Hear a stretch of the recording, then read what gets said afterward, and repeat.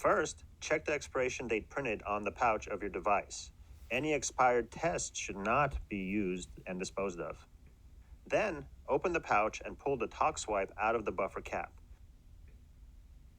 Make sure not to touch the sample pad area while doing so.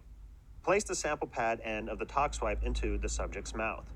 To properly stimulate and collect saliva, wipe the device along the top sides of the tongue, below the sides of the tongue, and inside the cheek. Then place the device underneath the sides of the tongue as if you were taking the subject's temperature with a thermometer. Check the saliva sufficiency indicators as you collect saliva. Once they start wicking, you may insert the Toxwipe into the buffer cavity. Using the front corner, push the device until fully inserted.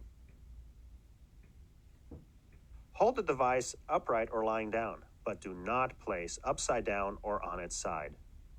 Make sure the test is valid by reading the C line first. Only read results if the C line appears. If all lines appear after 3 minutes, the results can be considered negative.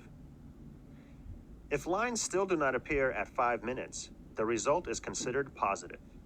In this example, we can see the subject tested positive for opiates and benzodiazepines. Remember, the presence of a line indicates negative results, and only the complete absence of a line indicates the presence of drugs in the saliva sample. This test does not need to be conducted in a laboratory setting. It can be conducted anywhere.